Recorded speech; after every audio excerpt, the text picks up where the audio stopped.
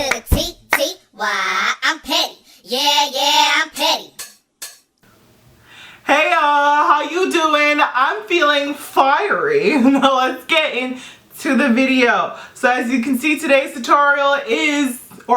video is a tutorial, and it's a contouring tutorial. After the semi-success of the eyebrow tutorial, someone hit me up on my Snapchat shortly after I released the eyebrow tutorial video and asked if I can do a beginner's contour video. So here it is. Before we get into this video, I want to ask you a question. Are you subscribed to this channel? If not, the button is right there. Please hit it. Subscribe. Don't forget to comment. Don't forget to like. Tell me how you feeling today. Tell me how you doing. Also, tell me what other videos that you would like me to do, especially for this new beginner's tutorial type series that it seems like I'm going with now, because hey, the people asked, I give. I love you guys so much. I hope you have a fun time. Now let's get started. Bye. So first things first, in this situation I did my brows, then I did my complexion, and then I went to my eyeshadow. And the reason why I do it this way is because after my eyeshadow, sometimes my complexion might be a little bit not the best, because sometimes I get fallout under my eyes. So what I like to do is to cover it up, I use my contouring and highlighting situation. So that's how I get that done. If I'm doing glitter though, I will do my eyebrows and then my eyes and then complexion, because glitter is like the herpes of makeup. You ain't getting rid of that shit at all. So let's go in with the products that you're going to be needing for this tutorial. First things first is that you're going to be needing a makeup sponge. Today I'm going to be using the Beauty Blender. It's my ultimate favorite makeup sponge. My second best makeup sponge is the Makeup Forever one. I love this one because you don't really need it to be wet for it to be bouncy. Like, you can still see they're both very bouncy. This one is dry, this one is wet. The next things you're going to need is a brush. So I'm using two brushes in this tutorial, but there is a lot of brush sets out there that has these two brushes combined into one brush. They look like this. Makeup Forever has one that's really great. You can go to Sephora and pick that up. Sephora Collection has one now. These used to be the Sephora Collection multitasker brushes that they had for like travel and not so the highest end of the Sephora line. They now replace that with the new collection where they're all dual-sided brushes. So there is one brush that actually has both brushes in two, which will make it a lot easier and a lot affordable for you. Also, Kat Von D has a dual-sided brush as well. I think I can remember. I don't remember any other brands in Sephora that have dual-ended brushes, but those are the ones that I like to use. They're really great and they're still pretty high quality brushes. So yes, these are the brushes I'm going to be using. This is going to be the brush I'm going to use for contour. I like using a brush with an edge on it, so it's a lot easier to find your placement and make it easier on you in the long run. And then just like a regular fluffy brush for my under eye to set my highlight. The next thing for product wise, what we're going to be using is a contour kit. I'm using today the Black Up Contour Kit.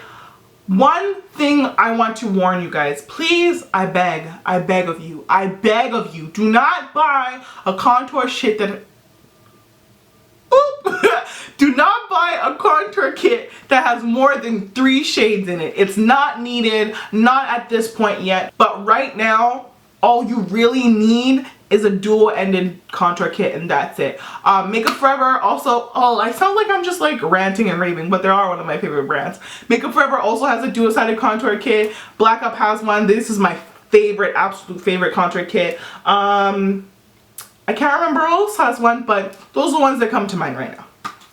And last but not least, you're going to need a liquid concealer. Today's liquid concealer I'm using is my ultimate favorite at the current moment. It is the Born This Way by Too Faced. It is like a very hydrating concealer for under your eyes. So if your eyes tend to get crepey or creasy, thing like that, it won't really do that with this concealer. Also, it has a really good stay power, and it just always gives you that natural, beautiful finish that you're looking for. You're going to take your liquid concealer and you're going to find your face. And what I mean by that is finding the shapes that fit your face. Not mine, Not the next girl, just your face.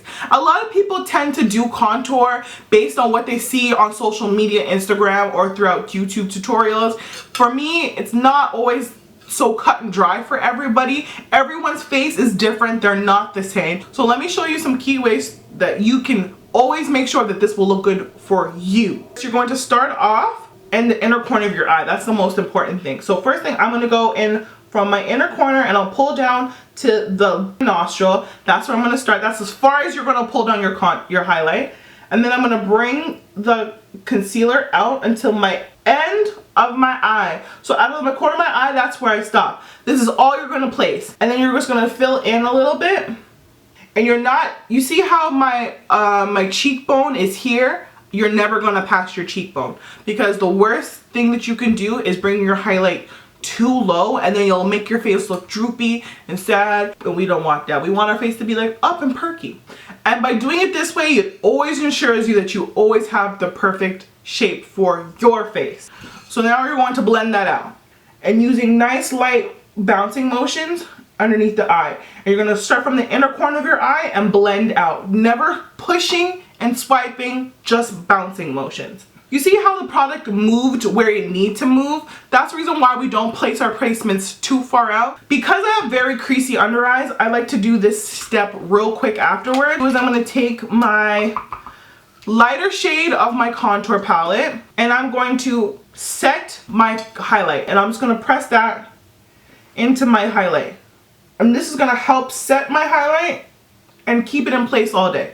This is the part where I don't like showing people because always my eyes end up looking beady and small. So now I'm going to take my same concealer and I'm going to go from the tip of my nose to the starting where my brows are. I'll make one clean line. Now what we're going to do is we're going to blend the highlight and I'm going to blend that out.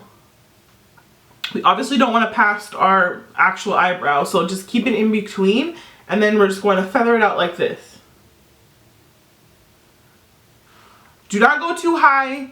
If you have a very big forehead, try to keep it in this general area. We don't want your forehead looking bigger than this because once you blend out, it will blend everywhere. If you have a very small forehead, go crazy girl, because you want everyone to know that you have more of a forehead than you do. Then now I'm going to highlight my upper lip. I'm just going to put a little bit on my cupid's bow. I'm going to do my chin. Exactly where the light is hitting my chin is where I'm going to place my highlight shade. I love using sunlight to help figure out where you need to highlight. What a highlight is supposed to be is the sun gazing up on your face. So if you put the highlight where the sun is, you won't go wrong. And now it's time to blend, darling. We're going to blend. So we're going to go back with our beauty blender and do the exact same process that we did with our under eyes. For the nose, from the tip to the forehead, we're going to blend straight up and down. And then for the forehead, we're just going to blend out the product. I'm not going to push it anywhere more than it needs to be. I'm just going to bounce it on top of the product or the placements. And now we're going to set. You could also use a setting powder. You don't have to use a contouring kit. But listen, a contouring kit is easy because both things that you need are in one place. And there you go. This is a naturally highlighted face. Now time for the fun part, the contour. So now we're going to go in with our contour shade. I'm using my contour brush, the angled brush. It's a lot easier. And this is how you're going to find how to contour your face. So for everyone's face, this is always mainly your rule of thumb. From the top of your ear here to the starting of your eye is the farthest you'll push your contour out. But what you're going to do is you're going to take your brush. If you really can't find how to angle it, you're going to take your brush and place it on your cheekbone and roll it down until you're indenting your cheek. And that's how you're supposed to contour. That is your placement exactly. From the starting of your ear here down to here, but you're not going to push past your eye here. If you push back past your eye, you tend to run the risk of making your contour look a lot more elongated and tending to make your face look more droopy. To start off, a little goes a long way, so just patting a little tap of product, you don't need a lot. Push, so pull from here and pull down. See, I'm not passing my eye here. Then after you put your baseline down, what you're gonna do is blend up into the highlight so it looks more natural. Oh yes, contour push. There you go. And that's like a starting of a very natural contour. Forehead. Rule of thumb for contouring, if your forehead is less than 3 fingers wide, you shouldn't be contouring. You don't really need to. You could put some bronzer there if you would like, but contouring, don't do it. The best way to shape your contour is to make sure that your contour makes your face oval, or the center of your face turns your face oval. For me, my contour places more in like a triangle face. So what I do is I go from my top of my hairline here and I push back into my hair. I always say your contour isn't right unless your hair gets dirty, so make sure you push it back there so it looks a lot more natural. And I just blend back down to my ear. Like that. And last but not least, the nose. Contouring the nose is very crucial to me.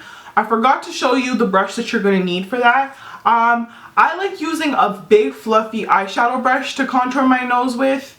So something similar to this with the shave. It's like a very big eyeshadow brush. Something that you would use for your crease, I would use it for my nose. For this part specifically, I would prefer you to use minimal product because your nose is such a feature focus of your face. If you put too much too quickly, you could ruin everything. You're gonna go from the tip of your nose here, the tip of your nose here to the top of your bridge in a straight motion. That's if you want to do the basic thing. If you really want to make certain places of your nose look similar, I would just focus on that place.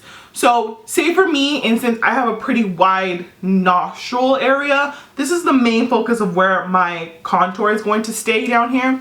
So what I do is I go from the tip here, and then I stay as close to the highlight as I humanly possibly can, not faltering from side to side. Because if you do that, you could tend to make your nose look wider. So stay as close to that highlight that you possibly can. Blending up and down. And I'm not going past my bridge because, like I said, my main focus for me is to make my nose look smaller and slimmer. Like that. And then what we're going to do after we place the color is we're going to blend it in toward the highlight. And there you have it. A simply contoured face. Great for someone who just started.